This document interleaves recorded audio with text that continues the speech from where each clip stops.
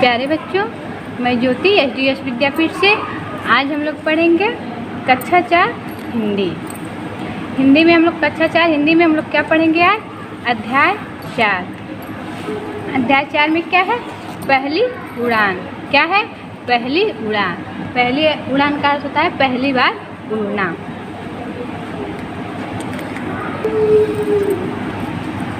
आपने रामायण की कहानी तो पढ़ी होगी बच्चों। आप सभी ने रामायण की कहानी सुनी होगी, पढ़ी तो नहीं, लेकिन सारे बच्चे रामायण की कहानी सुने होंगे।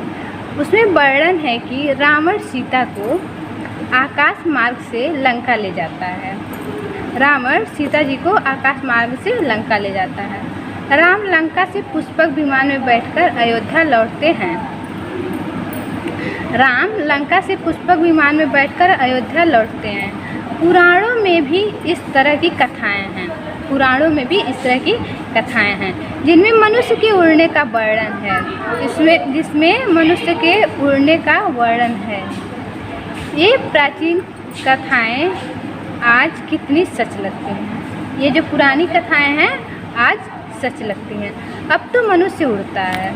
अब तो मनुष्य उड़ता है और उसे पंख भी नहीं लगाने होते हैं। अब तो मनुष्य भी उड़ता है, उसे पंख भी नहीं लगाने होते हैं।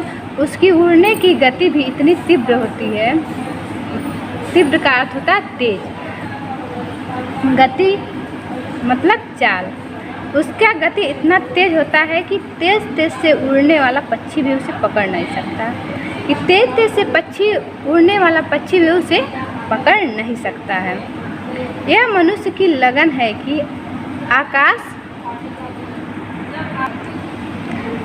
ही नहीं, वह अंतरिक्ष की भी यात्रा कर आया। अंतरिक्ष का अर्थ होता है पृथ्वी, सूर्य, अन्य ग्रहों आदि के बीच का खाली स्थान। यह समस्त कार्य केवल एक ही दिन में ही नहीं हो गया। विज्ञान की निरंतर खोज में लगे रहने का ही यह परिणाम है। विज्ञान में निरंतर खोज में लगे रहने का ये निरंतर परिणाम है। वे वैज्ञानिक सचमुच सराहनीय हैं। वो वैज्ञानिक जिन्होंने विज्ञान की खोज में निरंतर लगे रहे, उनके सराहनीय प्रयास मतलब सराहनीय का अर्थ प्रशंसा योग्य। उन लोगों का प्रशंसा योग्य है। वो लोग प्रशंसनीय हैं जिन्होंने मनुष्य के उड़ने के स्वप्न को साकार किया। आज के लगभग 200 वर्ष पहले फ्रांस की राजधानी पेरिस में दो भाई रहते थे। फ्रांस की राजधानी पेरिस में दो भाई रहते थे, जोसेफ और स्टीफन। दोनों भाई का नाम था, पहले का नाम था जोसेफ, दूसरे भाई का नाम था स्टीफन। एक दिन दोनों खाना खा रहे थे। जोसेफ और स्टीफन एक दिन दोनों खाना खा रहे थे। उनकी माँ ने आग तेज करने के लिए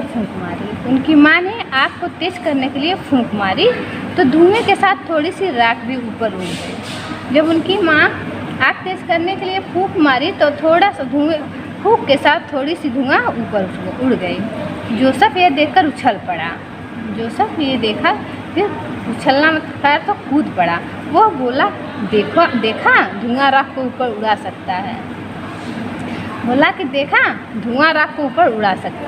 दोनों भाइयों ने सोचा यदि किसी लिफाफे में धुआं भर दिया जाए तो वह एक अवश्य ऊपर की ओर उड़ेगा।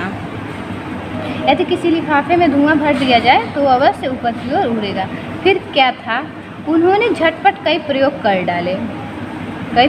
डाले और एक दिन सचमुच धुएं से भरा लिफाफा छत से टकराया।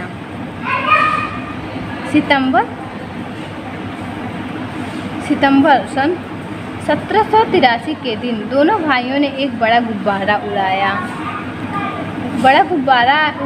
एक टोकरे में मुर्गा, बत्तख और भेड़ को बंद करके गुब्बारे में को बांधा जा रहा था। लोग पास खड़े हंस रहे थे। वह गुब्बारा 8 मिनट की उड़ान के बाद एक ब्रिज से जा टकराया। बांधा जा रहा था। लोग पास खड़े हंस रहे थे। वह गुब्बारा 8 मिनट की उड़ान के बाद एक ब्रिज से जा टकराया और जिस रस्सी से टोकरा बंधा था वह टूट गई। सभी नीचे आ गिरे। ठीक इसके 2 महीने बाद की बात है। मैदान में रस्सों से बंधा हुआ एक बहुत बड़ा गुब्बारा ऊंचे स्थान पर रखा हुआ था। उसके नीचे आग जल रही थी और गुब्बारे में गर्म हवा भर रही थी। यह गुब्बारा बहुत ही सुंदर था। इस पर कई तरह की चित्रकारी की गई थी। इस पर रंग बिरंगे कागज़ भी चिपकाए गए थे। गुब्बारे पे बहुत सारी रंग बिरंगे चित्रकारी की गई थी। रंग बिरंगे कागज़ चिपकाए गए थे। लोग आश्चर्य से देख रहे थे कि इतने सुंदर गुब्बारे में इतने सुंदर गुब्बारे के दोनों भाई क्यों जलाना चाहते हैं। वो सारे लोग आश्चर्य से देख रहे थे कि इतना सुंदर गुब्बारा इसको लोग दोनों भाई क्यों जलाना चाहते हैं। जब उसमें बहुत सी हवा भर गई तब गुब्बारा रस्सों को खींचने लगा। उसमें बहुत सारी हवा जब भर गई तब गुब्बारा रस्सों से खींचने लगा। जल्दी से दोनों भाई रस्सों से लटक गए, एक साथ उड़ने लगे।